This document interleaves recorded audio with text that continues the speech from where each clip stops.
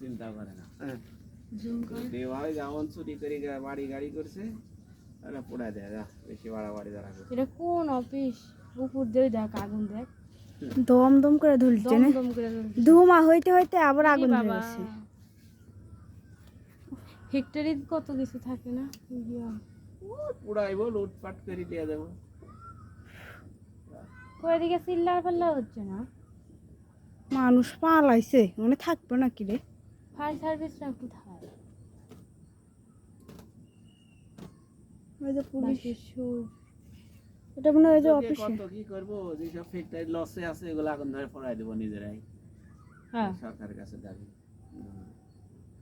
এত কোটি টাকা লস সরকার করতে দেখছো, কত চালাকি দেখো দেখ